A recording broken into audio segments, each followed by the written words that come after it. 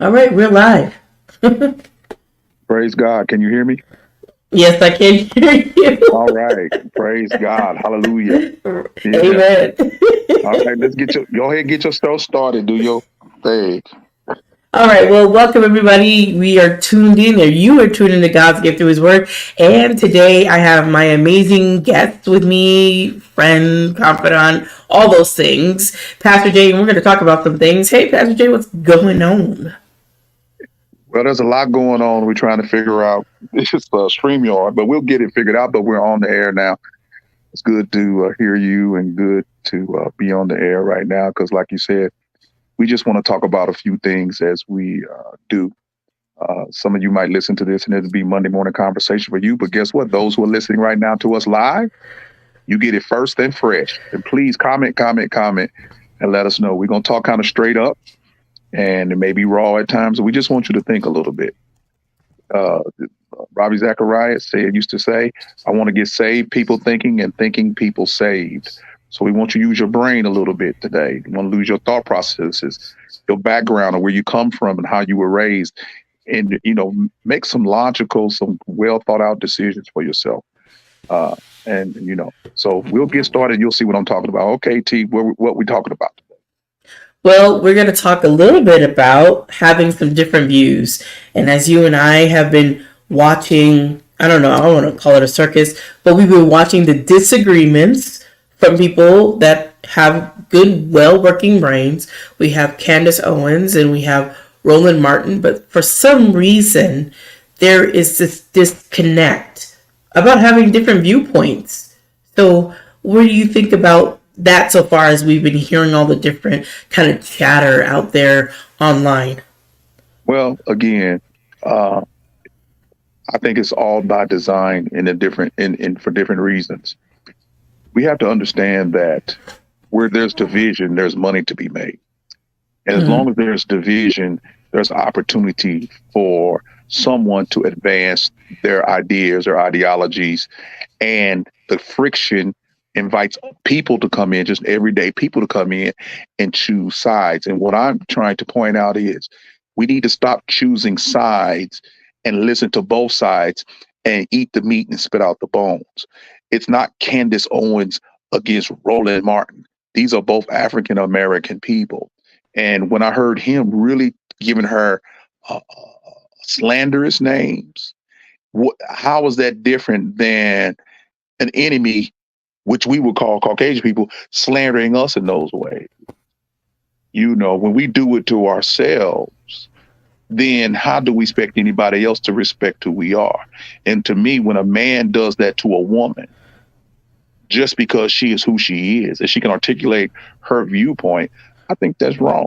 But there's money in confusion. You have to remember a lot of these people that you think are your leaders, they've been propped up to keep the confusion going, and they get paid for this. Because if there was solidarity and unity and love and peace, they wouldn't have no job.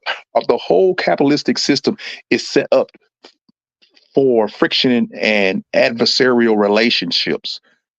You have the have and the have nots. You have the smart and the not so educated. You have all these different classifications that cause disunity, but there's money in that friction. There's money in it.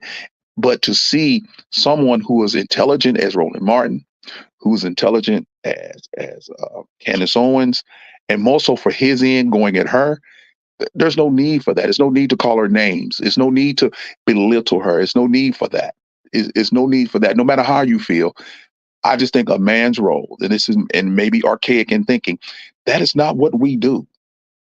How's that helping you? She's on the public scene, you on the public scene. And I agree with a lot of her thoughts, and I agree with a lot of your thoughts. But why do we have to pick sides? Why are you making the people pick sides? So if I'm for Roland Martin, I'm against Candace. If I'm for some things Candace say, what, I'm a handkerchief head Negro? Come on now, we got to stop this. Mm-hmm. We should be able to have See, the problem with our thought process. We are been hemmed in all into one section. And for right now, that's called the Democratic Party. We are hemmed into it. We are locked into it, and they can do what they want to do to us. And there's nothing that we can do about it because we don't vote. We vote out of our feelings and our loyalty and things that really don't make a difference. When you hear people say, I did better economically under the Trump situation, anybody that's in business will tell you they did. Anybody in business will tell you they did better under Trump. Now, Trump's social policies, you don't have to agree with, but his economic policies were good. His economic policy was good. And haven't you ever noticed that there's always crises around election time that one or the other party play into to get your vote? They play into that to get your vote.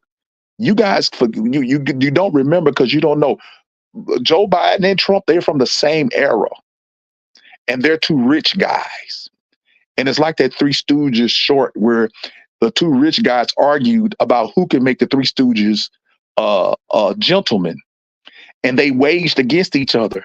But at the end, they were still each other's friend because Three Stooges didn't change. But the wager was only $1. They didn't really lose anything, and I think that's what happens with us. We are pitted against each other, and somebody else wins the coins, and we're no better off as a people because we don't leave room for thinkers of other than one track minds. And that's how we get bamboozled every time. That's how we get bamboozled every time. Some of these leaders are put there by our open enemy to keep us in control, to not let us think outside the box, to not consider other alternatives. And we have to start picking our leaders from the ground up and not from the top down. We really do, saints of God, and people in general. They are playing us, both parties. These are two rich dudes that's going to be rich no matter who wins. And it behooves the system for one party to win and the other party to lose. And they talk about it again. Liberal radio talks about it when the conservative gets in office, and then they start making money. And then when the liberal gets in office, now the conservative news stations talk about them, and that helps them too. The friction and division fuels the whole economic system in America. They don't want the disparity to end because there's money in those who telling you we need more tax dollars to handle the disparity, but the tax dollars are being used to create the disparity even the more. The gap is widening, but social programs are spending is out of control. Why? Because we've been taught, or some been taught, it's better to get money from the government. And Candace Owens is right. Government is not a business. They get their money from taxpayers. And if you think about it, if the taxpayers are not making any money and everybody's getting a handout, then who's going to pay? You can't get enough rich people in this world to pay their fair share. The system is set up for businesses and those who create business not to pay a large sum of taxes so they can create more business. And if they go to other countries, then you want to penalize them. But remember this, they will never do anything to hurt themselves for real. If I'm a billionaire and you tell me I need to pay more taxes, that's fine. Trump told you the truth. If you want you want him to pay more taxes, change the laws. But you didn't hear that. But all the billionaires that you look up to that are liberal, they don't pay the taxes either. And you fall for this every year, every election cycle. You fall to this pandering. And like I say, for Candace Owens to be who she is and to put her down, like I heard him say, man, that's foul. All I can say is that's foul. That was foul. That was uncalled for. You know, for her to be called Uncle Tom, and those who read Uncle Tom's Cat, that book, Uncle Tom is the hero. So, you know, I just wish we stop all this because we never will find unity in a capitalism system because capitalism is based upon there's somebody that's going to grow off the backs of another. Okay, so that's just the way the system works. It's not going to change, and it's not a color thing, it's a money thing. So what you think, T? Well, as you and I always discuss these kind of things, it does make me wonder because when I was watching the same thing you were watching, I was like, these are people that are well read. These are people that are very articulate. These are people that you wonder when someone that has a PhD says you're a nitwit. Well, I'm sure that you would want someone to articulate how they have these certain views so you could say, well, that view is not correct, or at least want to sit down and have a discussion. But to say someone's not coming to the cookout because they don't agree with your train of thinking, if everybody agrees with everybody, what kind of world are we living in? There's many people that don't agree, and we are okay to have different views. Don't you want someone that's thinking for themselves and not following after every single thing? Yeah, I don't agree with everything that everybody says. I don't agree with everything Roland Martin says, nor Candace. But that doesn't mean I'm going to call them names like, oh my gosh, Roland, you said that you're such an idiot. Like, that doesn't make good sense.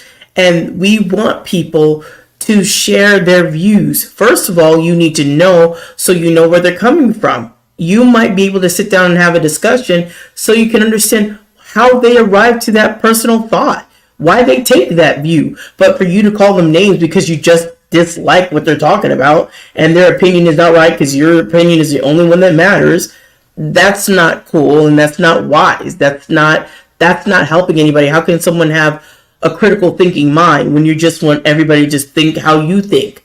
That's not going to help. That's not very diverse in thinking if everybody thinks the same way. We don't want group think. We want people to individually think, so then when they're making decisions, they're not just swallowing and following. They're thinking, okay, I've decided, I've thought about this, and this is the decision I'm going to make. But for people just to start jumping on each other and calling people names, when we tell our little kids, don't call somebody names, you got grown folk people doing it.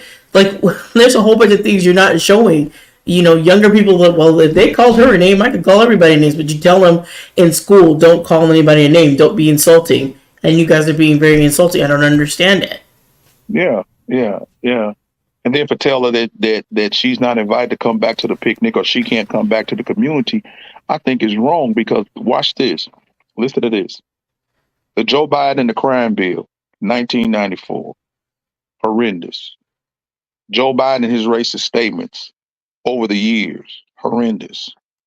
Kamala Harris, his vice president, go back to when they were debating what she said about the busing and him. She didn't call him a racist, but she described him as a racist. But he gets to come back to the picnic. You want him to come to the picnic because he's telling you, even though I said these things, I've changed. Well, if someone of his persuasion will let him back in the picnic, why wouldn't we let Candace back in? If the bearer is those who don't like conservative views, why would you let Joe in and not let Candace in?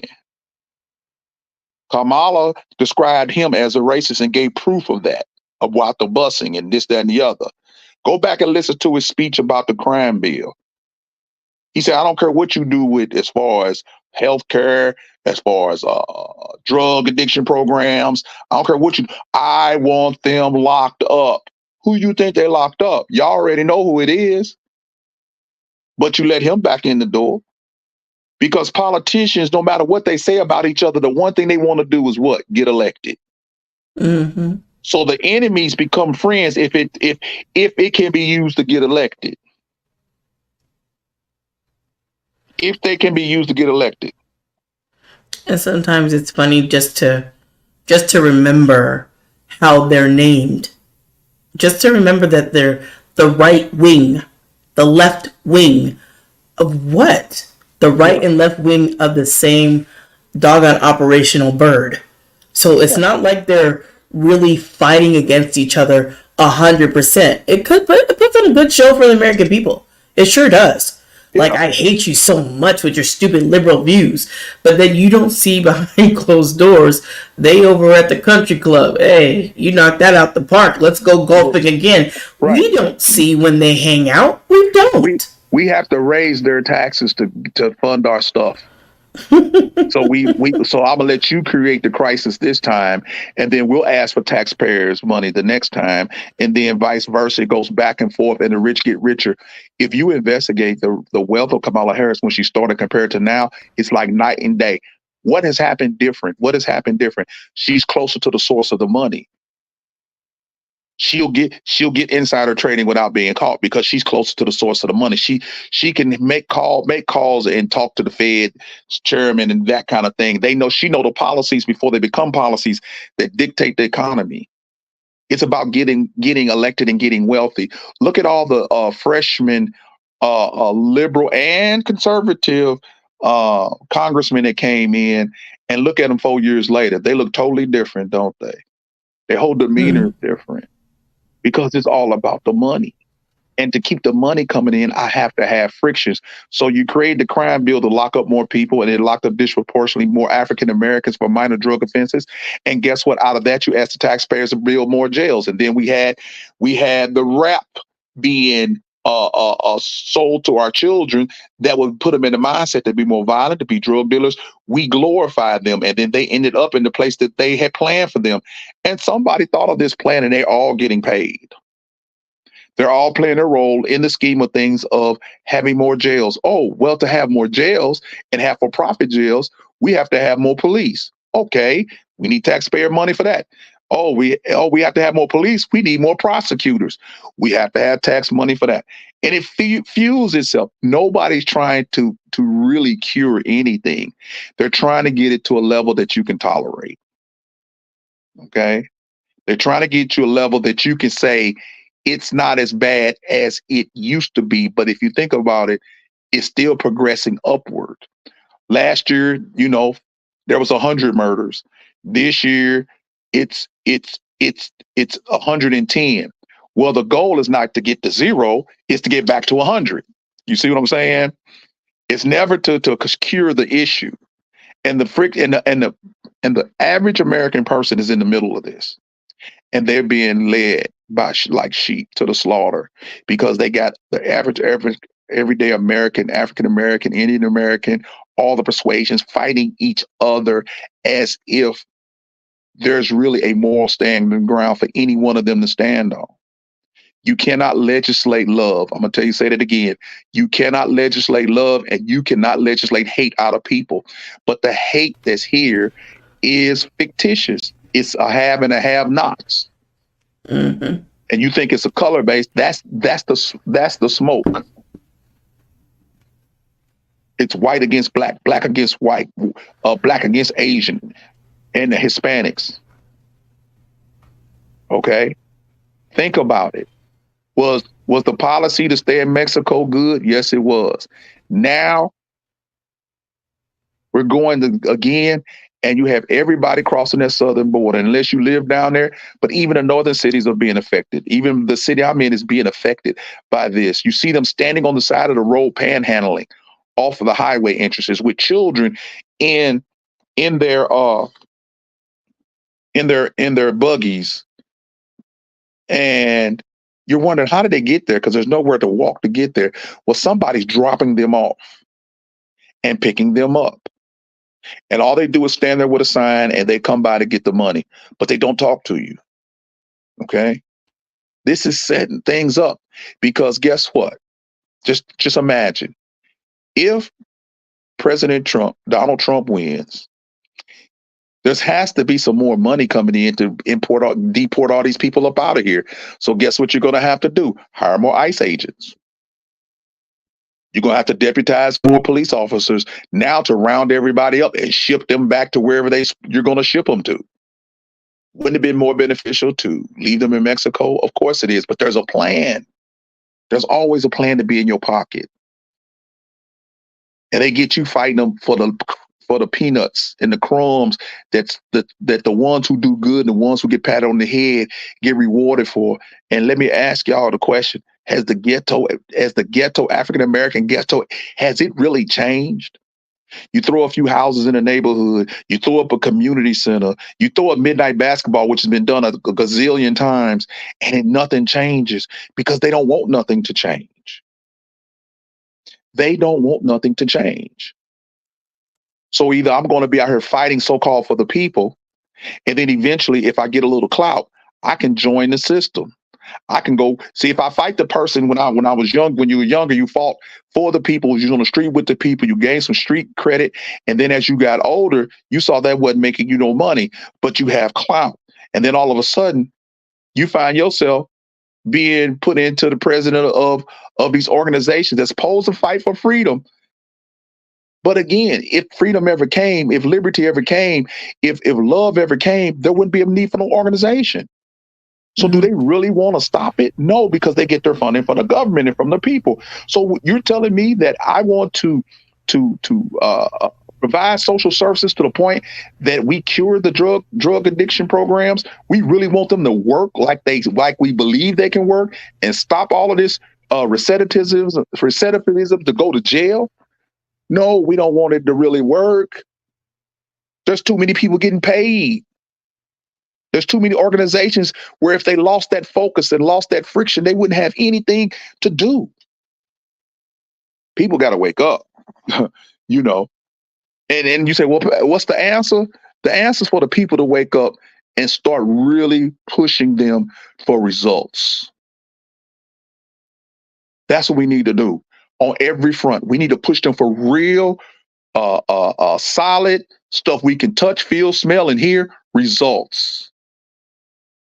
We need to see it changing.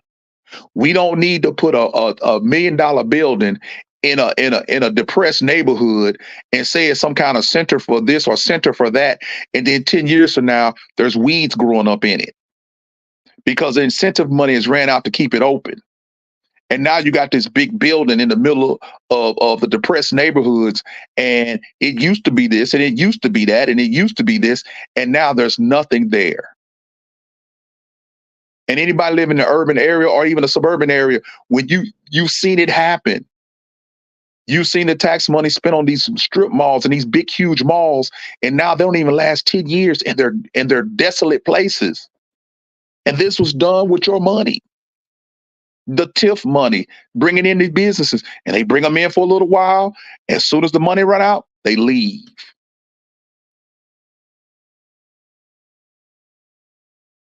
And now with the violence going on in some of these neighborhoods, you got major stores, grocery stores leaving because they don't want to deal with the theft, no matter what neighborhood you're in. They just tired. They're gone. You know what's going to get them back? Your tax dollars.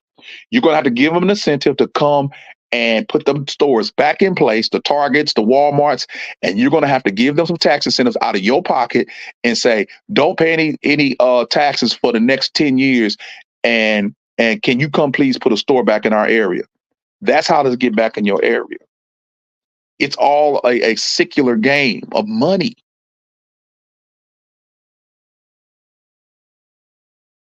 And it's just sad. What you think, T?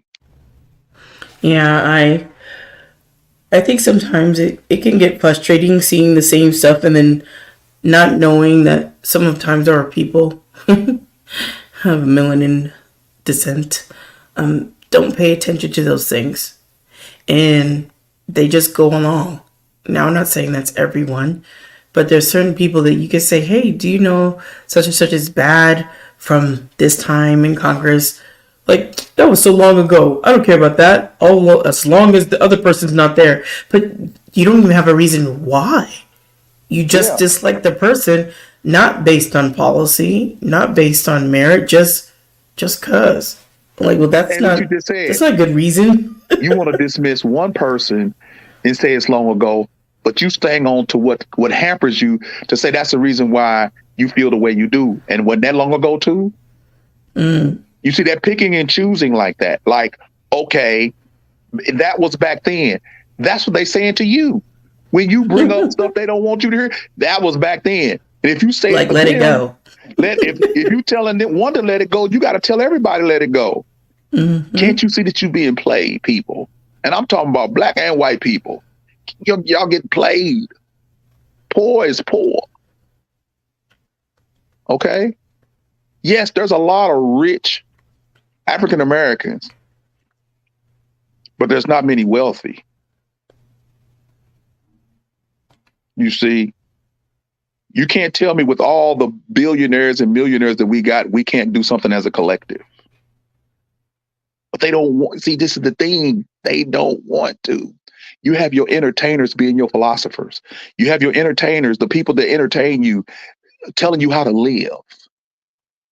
You're not even using your intellects at all. You want to get your philosophy for life and your jokes from the same person. They call him a court jester back in the day. You think the king listened to the court jester? No, the court jester was supposed to entertain, and that's what they were supposed to do. But we have raised our court jesters to the level of our thinkers and our philosophers, and we are getting life lessons from them. And I'm not saying that you can't get anything from them, but we're not giving our academics a chance because they're debating against the jokey guy. So all the jokey guy got to do is say the joke in the middle while the academic is trying to explain something. Everybody laughs and thinks it's funny and gives credence to the joke and not to what the academic is trying to say. I'm saying we have room at the table for everybody, and we need to stop pitting this thing against each other because it's a smoke screen. It confuses people. You tell people to get education one minute, then you tell people about educated fools the next. In the same breath, you'll say you need to get education, and then in the same breath, you'll be downplaying education. What do you want our kids to get? And education comes in many different forms, but isn't education just on the strength of the word education? Isn't that important? Isn't that essential that we get an education in something? Why do we always have to think about being entertainers? We don't even do athletics like we used to. You don't see many African American boys playing baseball like they used to. It's either football or basketball. You see, we've been pigeonholed. Somebody has told somebody up the chain, if you can get them a check and just get them a check and they feel like they're getting it for free, then they'll vote for you. So let's give single moms a check. Let's pay off everybody's student loan. Let's do all of this stuff, and let's give it to them. But the understanding that money's not free. The taxpayer is going to have to pay for it. And then let me tell you, if you think the rich are going to pay for it, you're more blind than I think. The laws are set up for businesses that never pay as much taxes as on the money they make, because what would be the point of them being in business? So y'all forget that part. Nobody's breaking the laws of the IRS. They're using the laws to their advantage. That's on the books. Some of them stretch them, some of them don't. But trust me, compared to the amount of wealth that they're acquiring right now by keeping everybody at odds, and look at, we're on the verge of all these world wars. There's money in conflict. There's money in crises. Who was that said, don't let a good crisis go something? Who said that? That's out of Barack Obama's cabinet. Remember that? I remember that statement. Yeah. You know, take advantage of a good crisis. Somebody makes money when they go down and walk through Chicago and throw bricks through all the department stores down there. Somebody makes money to board that stuff up. Somebody makes money to install security apparatuses. Somebody makes money when there's a crisis, and it's not the people that will have to suffer the most through the crisis. Because when they remove the grocery store or the Walmart from your area, you suffer. Walmart is not going to suffer. And the only way you're going to get them back is give them free money where they can say, let them tear it up because we don't have to pay no taxes. So if we can get them a new store and let it sit for a little while and kind of guard the stuff and keep it a little low and get that tax incentive to be there, as soon as the tax incentive runs out, we're up. And that's what they do. Mm-hmm. They make the promises to stay, but you don't understand. They make the promises to stay while there's a tax incentive. Why it benefits them. You're just the consumer. And we're so fragmented that calling boycotts of stuff don't even work. We've tried that. It doesn't work like it used to. You know why it worked like we used to? Because we were all part of one neighborhood. We were all had to catch the bus. We all had to have these type of jobs, whereas we made a difference in their bottom line. And yes, we could make a difference in the bottom line, but we got so many that's making what they think is good money. They will never, ever stop serving themselves and look out for the collective. Just think if they really want to get African American participation in the sports and stuff, what if all the African American athletes decided to boycott basketball and football for half the season? Do you think that'd have an impact on their income? Yes, it would. Do you think they would come to the table and really talk about the disparity in our neighborhoods and stuff and want to help? Yes, they would. But they already know we're so fragmented, we're so disenfranchised with each other, and it is almost like we hate each other so much that they know we're not going to come together. They know we're not going to band together. Because if we can pick one or two to come out and pay them to keep a lid on the other ones, we'll do that. So they know, let's find the one that has influence and pay them to keep the lid on everything else. The conflict causes cash. There's no money in unity. There's no money in love. There's no money in figuring out how to solve your problems. Somebody asked a question to me, T, that I thought was very profound. An old man, friend of mine, said back in the day when he was picking cotton back in the day and going through what he had to go through down in the South, he said, we didn't have no therapist. We didn't have no life coach, but we knew how to survive and we knew how to make it. And it's those who had come from that era, when they got a chance to get education, they took full advantage of it. And they got out and they made something of themselves. You know, read about the Thurgood Marshalls and all of these people, you know, that understood what it was education could do. But we're so far removed from that.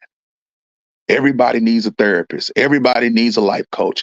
Everybody needs to be told how to live with common sense, which is uncommon today. Common sense. You mean need to be told that you need to come out of the rain? Everybody's caught up into their nuanced nooks, and they're still not satisfied. We're at a point where we don't even know what a man and a woman is. We can't even define them. And you're scared to define them because you're going to be counseled if you don't define it as culture. Don't you realize that every culture that's been on top has failed because they lost their morality, they lost their footing, they lost it. And if God destroys Sodom and Gomorrah, the Roman Empire, the Assyrians, the Babylonians, America's going to have its downfall.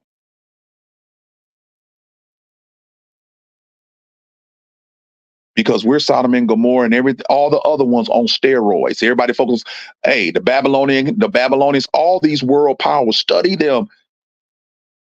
They became full of themselves, and America's that way too. The British Empire, the same way. It used to be that if you study history, the sun never set on the Union Jack, meaning that wherever the sun was rising, they had a colony. That little bitty British island had a colony all over the world. And they don't have one now. It's not like that now. They're not on top like they used to be. Right. Why? Because of immorality. Why? Because everybody does what is right in his own eye. Why? Because the goalposts and the standards keep moving from generation to generation. What's culturally accepted now wasn't culturally accepted then. But when you have a standard that doesn't move, it doesn't make a difference what culture does. I'm commanded to love you no matter what you do to me. I'm commanded to give you grace no matter what you do to me. I'm commanded to be humble no matter what you do to me. If everyone would take a chill pill and become humble and consider others more significant than themselves, these scriptures are in the Bible, y'all. So for those of you who don't consider others more significant than yourselves, think how good the world would be. Mm-hmm. Think how beautiful it would be if you can actually consider giving your enemy a cup of water and sacrificing your ego to serve somebody else. That your point for becoming wealthy and rich is so that you can serve even the more, so you can give even the more, so you can help even the more. The one thing about it, LDE, life, death, and eternity, you leaving up out of here. Listen to some of the statements that Steve Jobs made as he began to decline and lose his life. You know, his riches was not even important. He made some good quotes because his mortality was facing him. The problem is we have become such a society in America where we're only concerned about today. We're only concerned about today and maybe tomorrow, the fleshly things, the shiny things, the things that we can show off that will not go with us and will be given to somebody else once we leave. And not necessarily our children will be able to hang on to what we have obtained. What we value, our kids may not value. That nice car that you kept clean and you shined every Sunday and every Friday and you didn't let no rain fall on it, you pass on, your kids get it, and now it's heading to the junkyard. But you loved it. Mm-hmm. We need to be thinking about legacy of character and not keep falling for the okie doke that these politicians trying to give us. I don't care what side you vote. I don't really care. My thing is this. Neither side is good. They're both evil. They are both tricking the average person out of their morality, out of their love, out of their reasonable thinking. They want you to say either you all for me or you're not for me. The other side can't have a good idea at all. And we've done this in the African American community. When we know that conservative rich people go to the same country club as liberal rich people. They eat at the same restaurants. They don't go to the fancy restaurant and say, "Oh, I see a conservative over there, and I'm not going to eat here no more."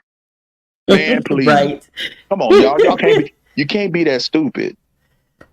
Mm. And equality and fairness and freedom are an illusion. How can we be free when we have more people locked up than any nation in the world? How can we be free and we have more laws, and the purpose for laws is to tell you how you can't keep the law? We have more federal, state, local, municipal laws than any place on the planet.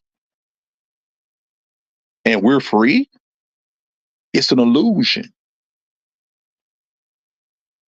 One side don't want you to say this, the other side don't want you to say that. Free speech is now becoming an illusion. Somebody determines what's free speech. And they say hate speech should not never be said because it makes people feel uncomfortable. You know what?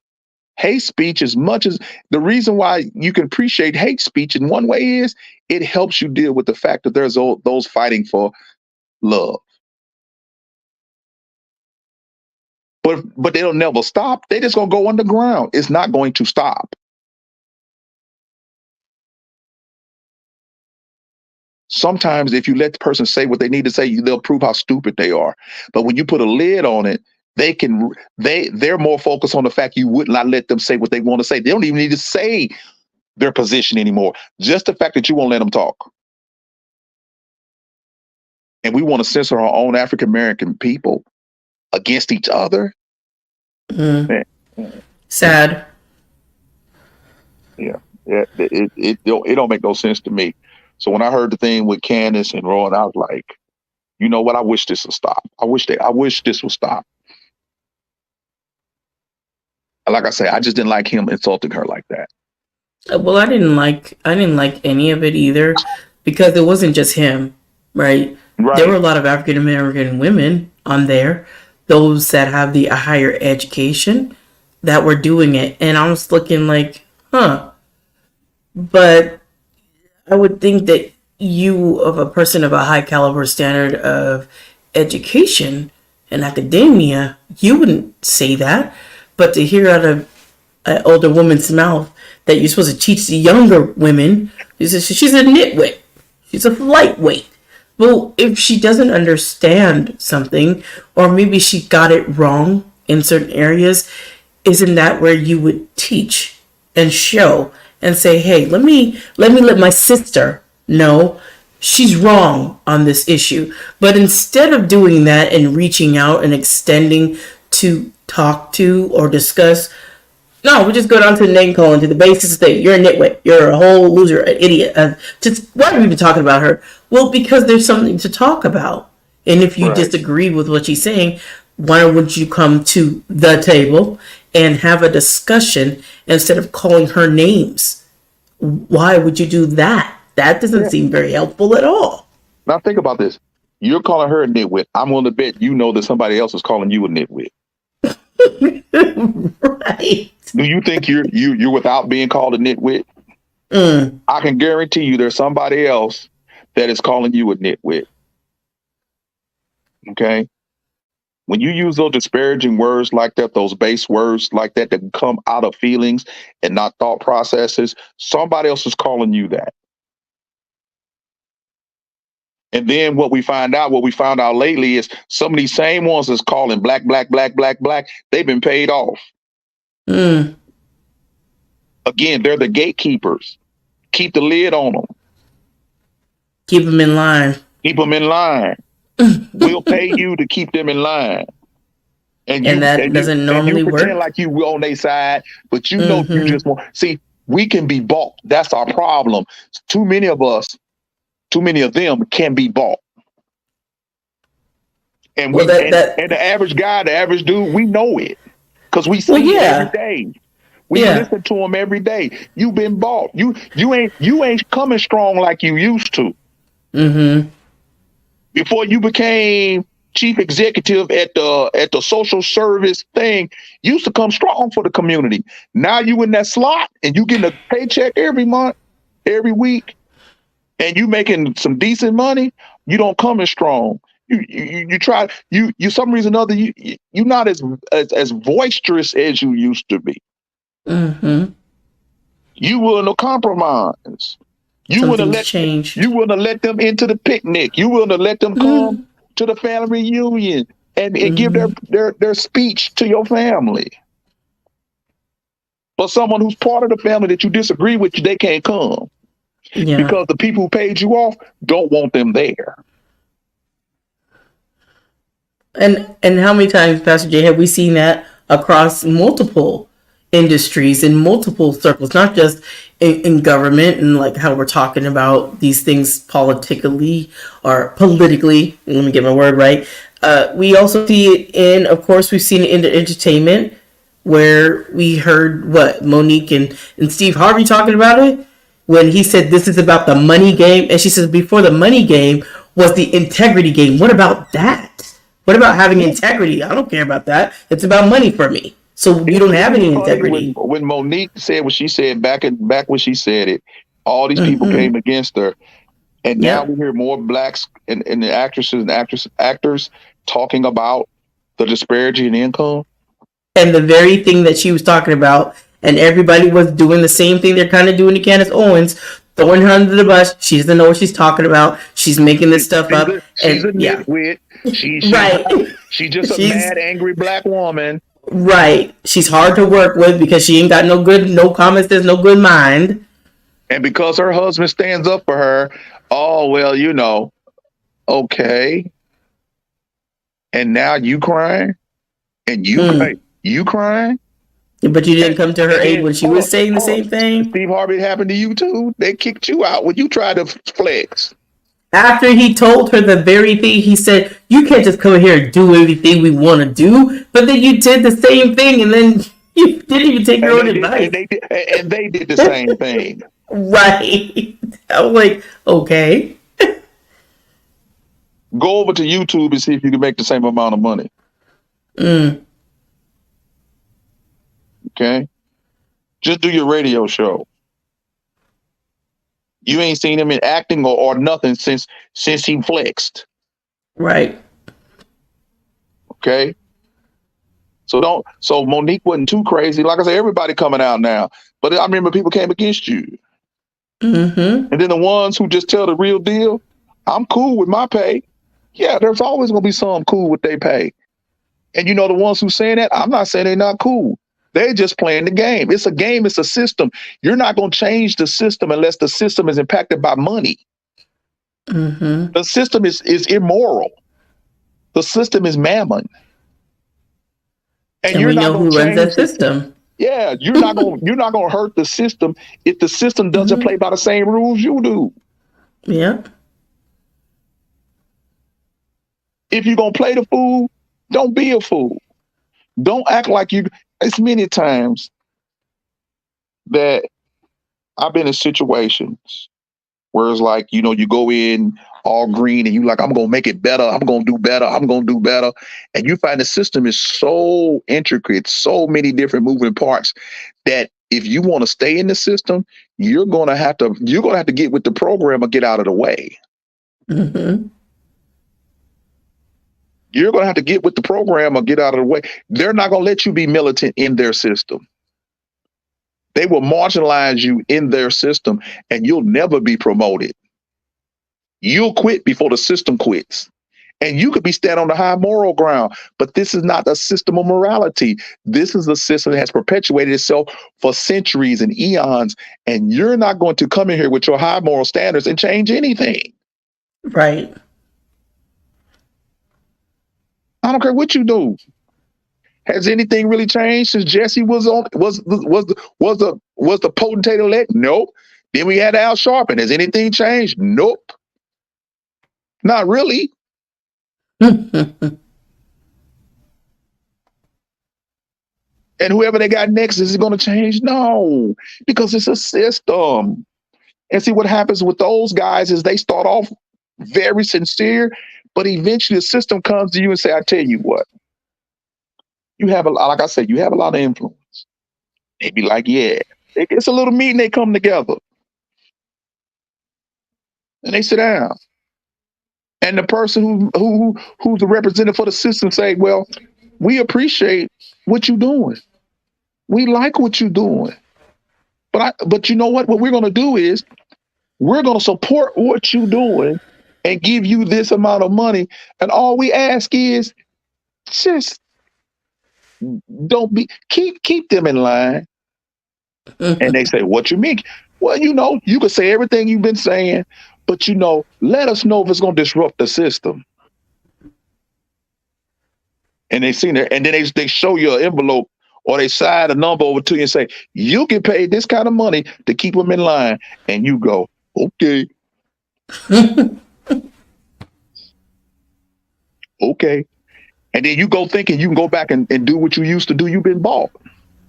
Mm-hmm. And it comes out as you because what you do is you think they told you could keep saying what you're saying. No, they not, and they paying you. So then you get the phone call. No, we appreciate what you said, but don't say that no more.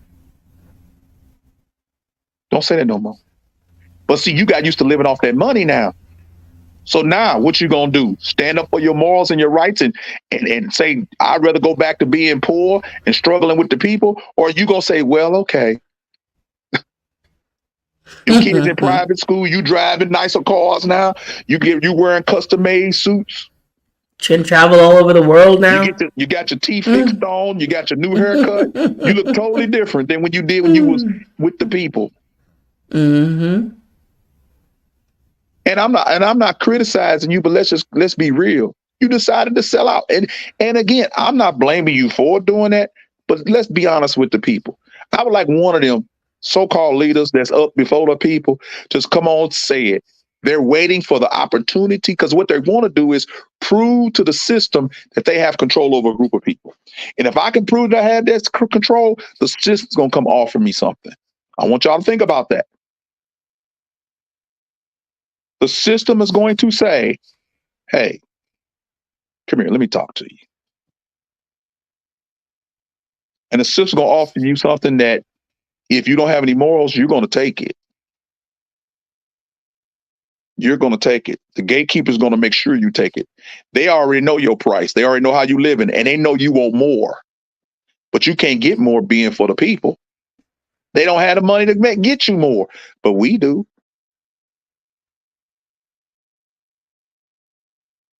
Think about it, T. If every African American walked off their job for 24 hours, no matter what position they held, or any race, any cultural, any race, just walked off their job for 24 hours, what you think will happen? They're gonna try to find a person that can talk to them. Mm-hmm. Because we need them back. We need them back. We need them work. back. Where'd they go? Yeah. Yeah. We need them back. You know, every inner city, every suburban city, all the cities who have African Americans that buy hair care products, and it's kind of interesting, and I'm sure other communities are going through this. Whereas the chicken, the rice, our food, it's not made by us.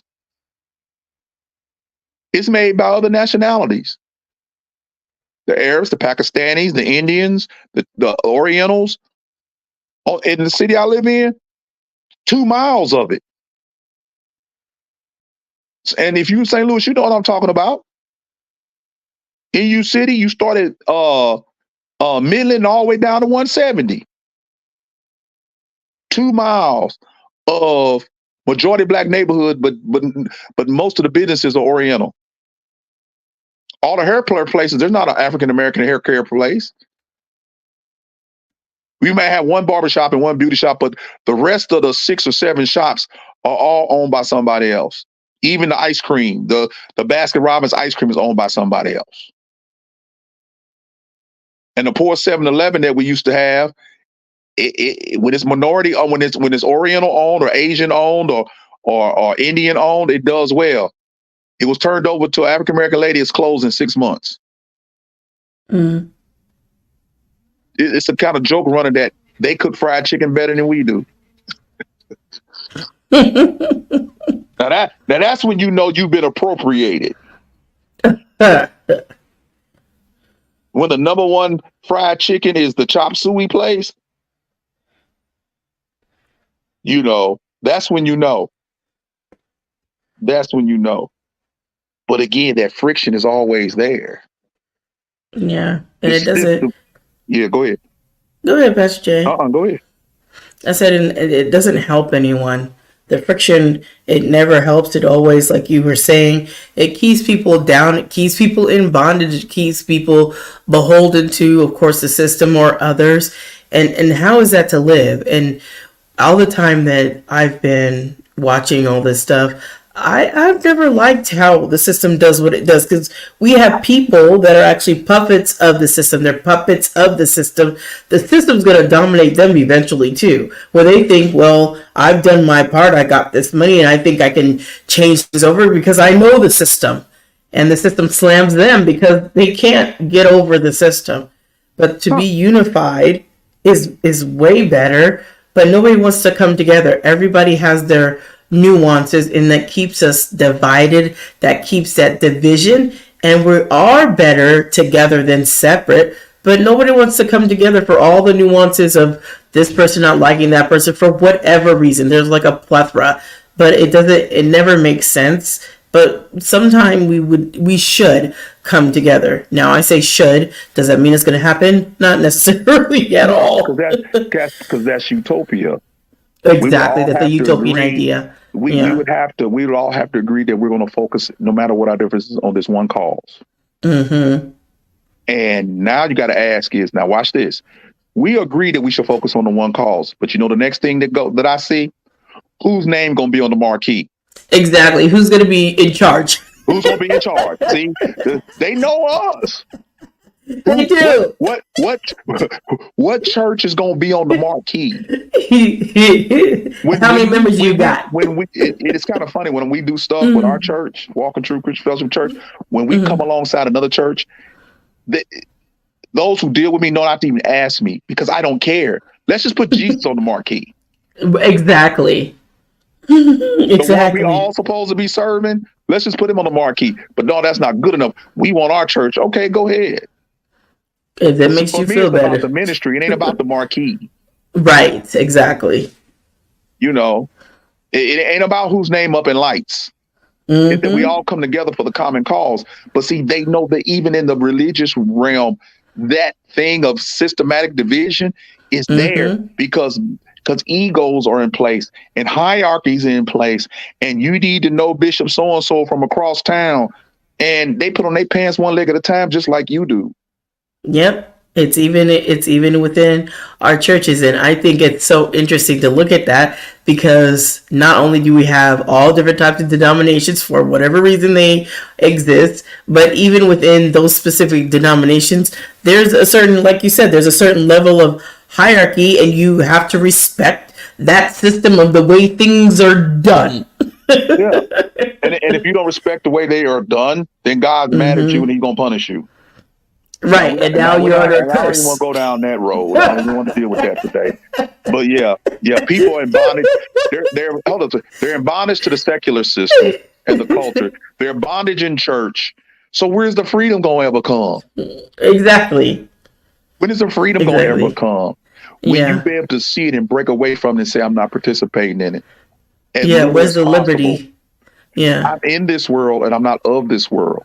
And Mm-hmm. you're gonna have to live a life, but you're gonna have to walk away from some things because it goes against your moral character. Now, I'm not Mm-hmm. telling you to let your family starve for no moral character. That's dumb. That don't make no good See, that's sense what I'm now. saying. Come Like I said, on. we take things to the extreme. We don't know how to It's talk. true. Yeah. We don't know how to talk in the middle of common sense. Yeah.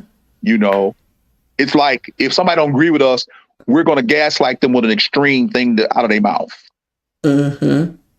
Okay, we're going to say the extreme thing. We're going to justify our anger by saying, "Well, you mean this?" I didn't remember this conversation. I didn't say that.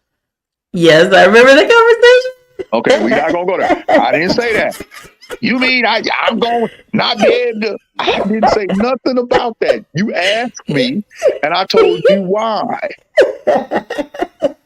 And because why didn't fit within your framework, you got to run to something I ain't even talking about. See, and I can understand me, right? I'll just put me. I don't know about anybody else, but there's a level of a little bit of emotion that doesn't need to be in a conversation. That's just matter of fact.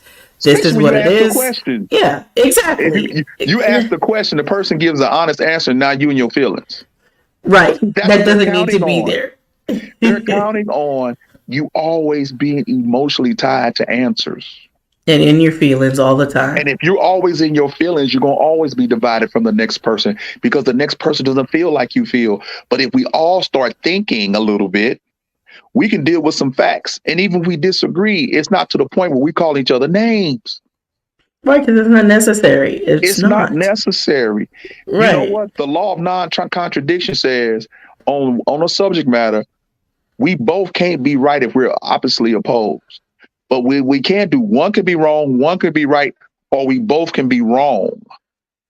And see, that's the part that people, if you're a thinking person, you know the law of non-contradiction, you will understand. Maybe you and I have a point of view about a certain subject, and guess what? We could both be wrong. Mm-hmm. A third person come in and give us enlightenment, but we don't leave no room for that because we're in our emotions. We are in our emotions. We don't leave any room for that kind of dialogue because we're in our emotions. People wake up, brothers and sisters wake up. Why is the number one sector for African Americans in YouTube is the beef sector, BEEF sector? You actually spend most of your time on YouTube and on Facebook looking at people argue about nonsensical stuff.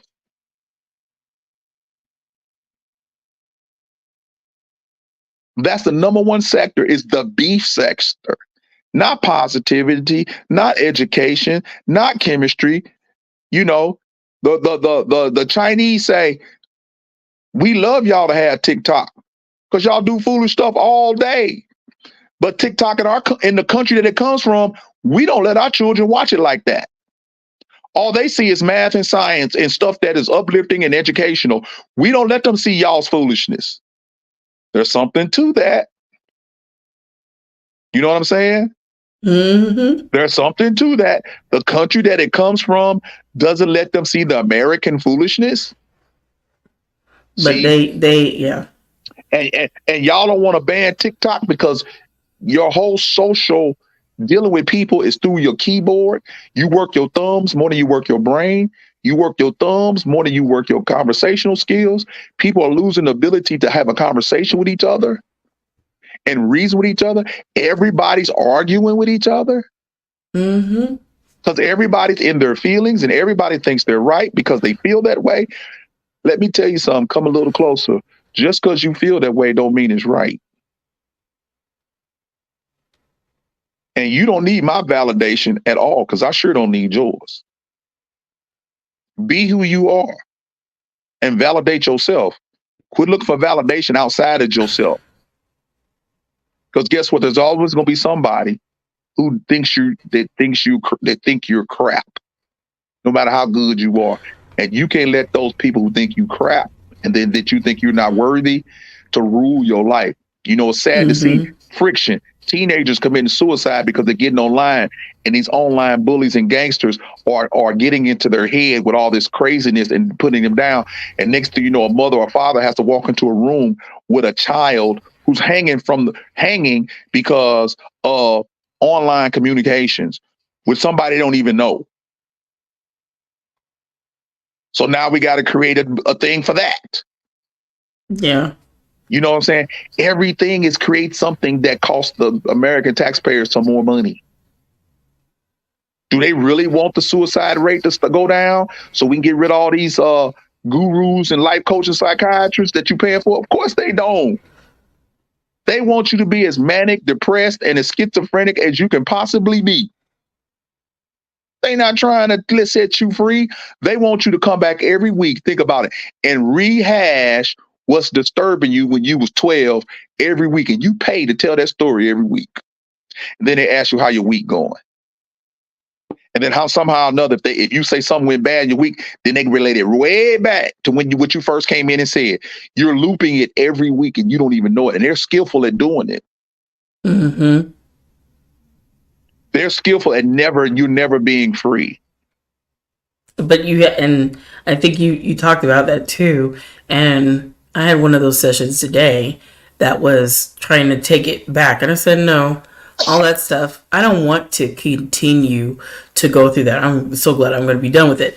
But all these things that are supposed to help you and they continue to push the old narrative that you're trying to get over it, and they're trying to steadily keep bringing it up so that you have to go through the same emotional turmoil as when you were first in that incident. It drudges up all of that. Then that person has these nightmares or the anxiety or the depression. Why? Because you're having to rehash the very incident or the very situation that you're trying to get over. But if they keep having you do it, you're not going to get over it because that same emotional hurt, pain, whatever that was that you went through, they're bringing back up. So of course you're not You're not going to get over it because you're not closing that wound. You're not getting time to heal from that thing because you keep opening it up. And it's just festering over and over again. You keep opening it up. It's kind of gross. Just let it heal so you can naturally, emotionally get rid of it. It's not going to always go all the way away. But if you just let it go and heal from it properly, then you won't have to rehash it and you won't even have to deal with it like that and allow someone to keep really emotionally messing with you with it. Right. And what if it drives you into, what about this? Letting the things that negative that happen to your life drive you to run you towards the positive. You have to remember everything is stimulus. It's equal, good or bad. That's what your decision. That's your choice. You have your choice to decide whether this thing happened to me is going to be a thing that propels me or hold me back. That's your choice. And what I see from our ancestors, what they use the negative to propel them forward into the positive. Yes, the negative is still there. I remember when my grandmother was a domestic. Okay, so that story, that movie, my grandmother was that. But guess what she wanted? My mother told me she used to have to wash sheets and stuff, and that's when you had to hang them outside, and the wind blow them down. You had to start all over again. Or if a storm come, you got to start all over again. And my mother say in the summertime she would go help her mom do that. And what my mom swore is she was gonna get an education so she wouldn't have to do that, and she could help her mom. Guess what my mom did? Take that negative experience and handled her business. Mm-hmm. See, that's the power that you have. You can take that thing that was horrible in your life, and let's say you had a horrible father or a horrible mother.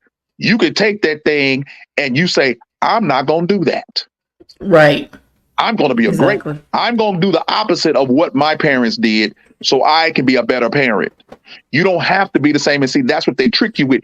You're going to end up being the same. You don't have to be. We have too many stories of children and men and women coming out of their situations and doing great things from horrible situations. You know why? Because at some point they decided they're going to make a move. And they're going to be different. Mm-hmm. But a lot of times you're a coach to say, what you went through, you just need to keep working through. So the cookie that you didn't get that fell off the table that your sister picked up and ate, you still talking about you hate your sister because of that, and y'all 70 years old. Let it go. I know some people that's carrying stuff that they can't even remember why.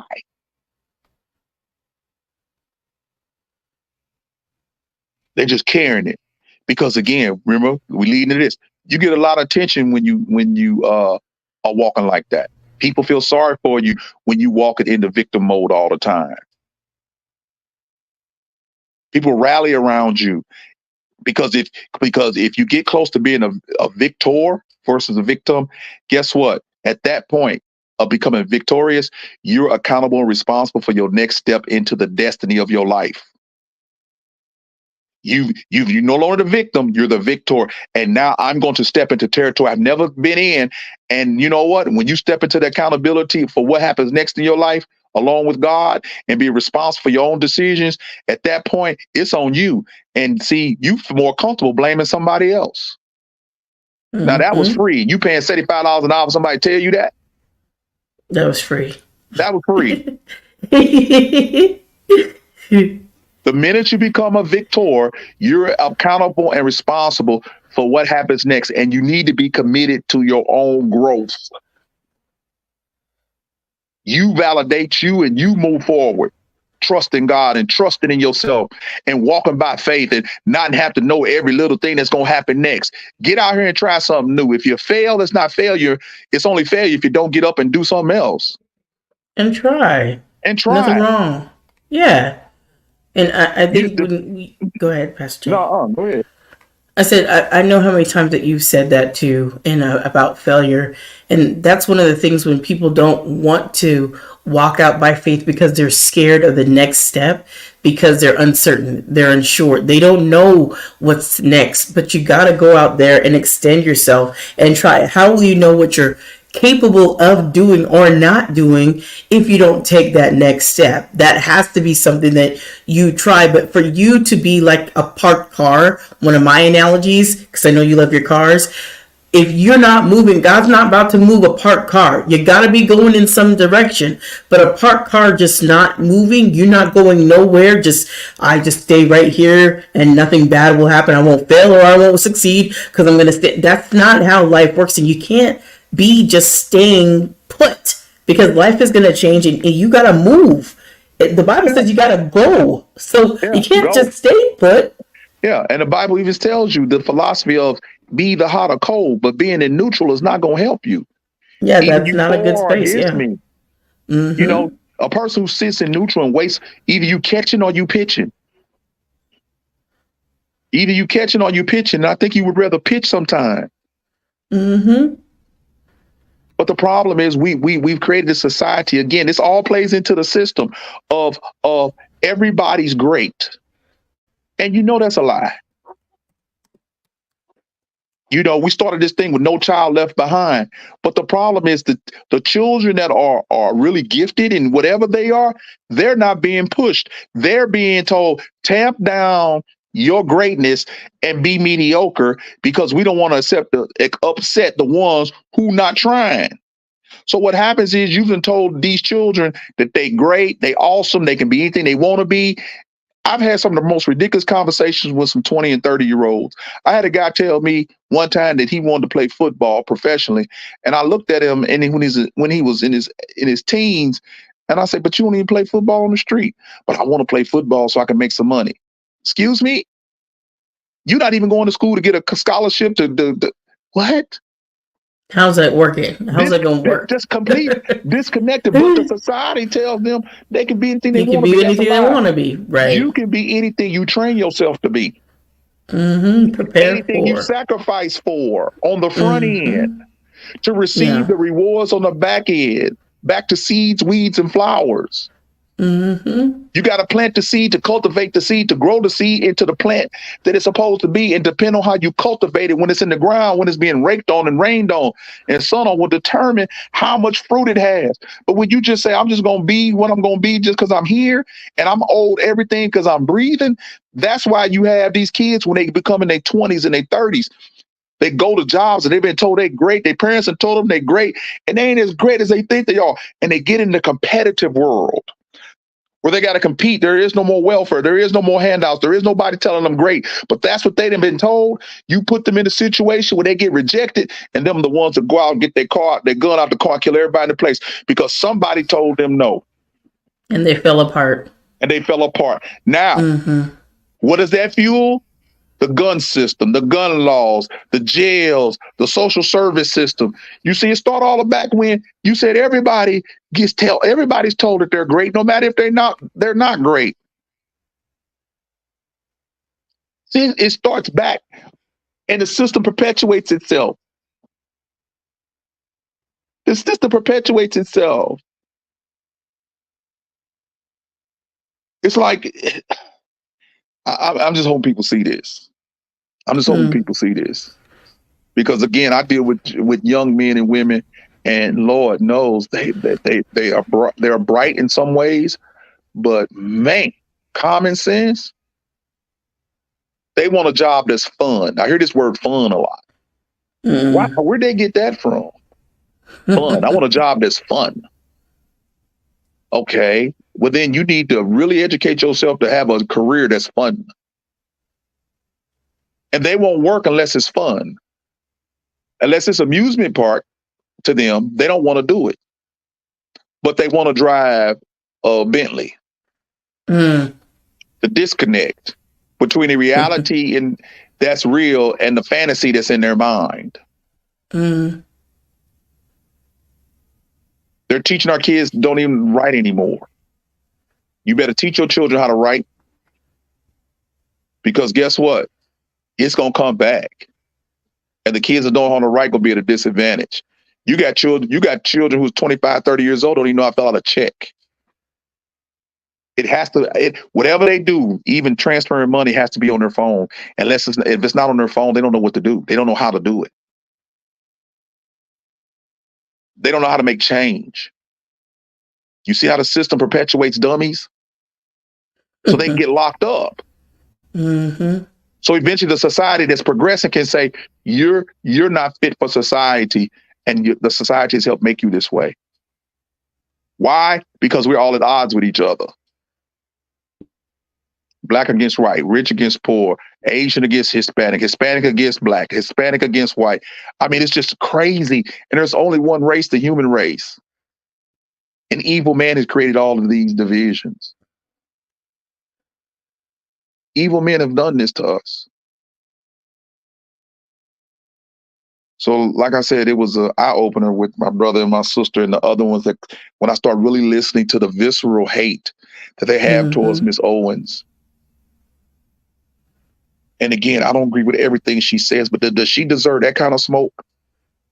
When you can go back a couple of years and listen to somebody that actually says, we want all you black folks locked up, and you want him to be your president today?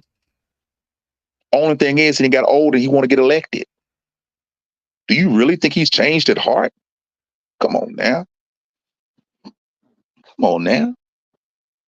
Do you really think that? Remember, he went on one of the African-American shows and said, if you don't vote for me, you ain't black. Yep. Y'all took that and laughed at it. That ain't funny. Mm-hmm. What he's telling you is, I know y'all, and I'm telling you, if you don't vote for me, you ain't black.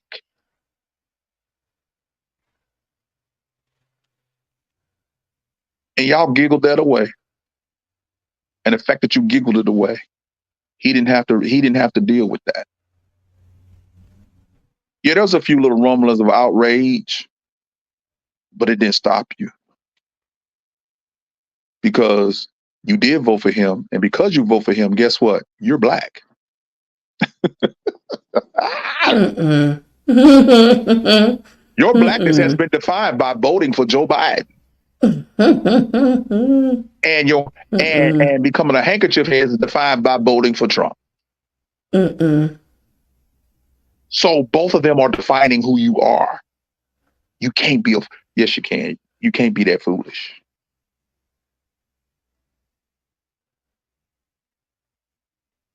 You give one a pass and let the other one go because you believe the one that you give the pass to is serving your interest. See, you playing into the system.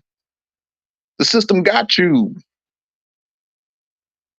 President Trump said something crazy, talking about he can do what he want to do and stand in the middle of Pennsylvania Avenue and kill somebody. To me, that's just as crazy as saying if you ain't black, if you don't vote for me, you ain't black. Both of them tried you. And both those statements were totally, utterly ridiculous, and neither one of them clowns deserve our vote. But that's what we stuck with. God gives you what you need. In America, you boy, y'all, you just don't know what's really going on. Spiritually, you should know what's going on. Revival, man. This is the great falling away. What are you talking about?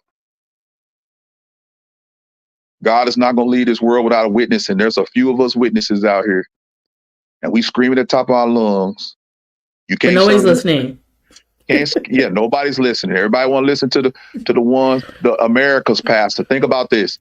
There's nowhere in the Bible where it told somebody that was a man or woman of God that they were that country's pastor or prophet. You work for God, not America. See, just the fact they get to label you that lets me know you're not God's person. You are the culture's pastor.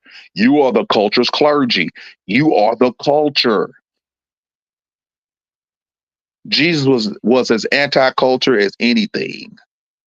He set the culture on fire.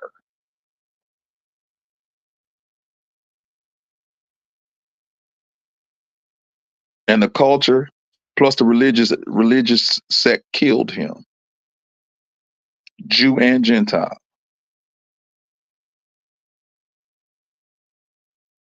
So then what they did was form a whole religion based on culture, Roman Catholic. Now think about this. And it was based upon Peter. I asked somebody this question. If Peter was the first pope, the last time I checked, Peter was a fisherman, right? Mm-hmm. And he was a fisherman from Galilee, right? Mm-hmm. And when did Peter get accepted as a Roman? Peter did not have Roman citizenship.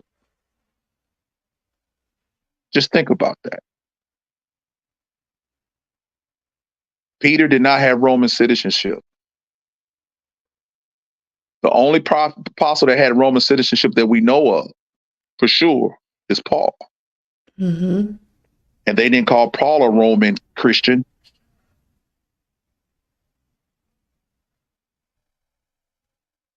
See, I wish my people would wake up and read their book. Because we've been put in a system that's taking advantage of us all the way around. Healthcare system, financial system, all of this.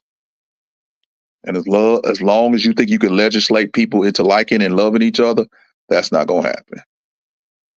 You can't legislate the hate out of them, and you can't legislate to love them. It has to be an inside-out change. You can't have external laws that prick the conscience. All the external laws that we have prove that we don't have the ability to govern ourselves accordingly. Why do you need a stop sign at a four-way stop when you know cars are coming from all directions? Because guess what? No one wants to stop because where they're going is important. Why do you need don't walk on my grass sign? And I did experiment one time. I put a no walking on my grass sign out there, and guess what? They start walking the grass. I removed the sign, they stopped. Even the dogs pooped more when I had the sign. It's like, man, can dogs read the sign? I'm just being silly. But yeah, just pay attention. So yeah, I guess we done with our rant. We just want people. Are we done with our rant? I guess. We'll get this StreamYard thing worked out with the intros and everything. Yeah, we will. Monday morning conversation held on Friday. Right, Monday, Friday conversation. Right. So all right. So anything else you want to discuss, T? Yeah, but we can do it at another juncture. We just tore this conversation up. Okay. Well, you go ahead and close us out. And all right, I will do just that. All right, everyone. Thank you for tuning in to Pastor Jay and myself, T. Drake, listening to our Monday morning conversations and Friday conversations. I always want to encourage you guys to just tune into what he's doing in Walk of Truth Radio Network. He's got great stuff over there. So I hope that you guys will tune in. And of course, my podcast is God's gift through his word, as you can clearly know.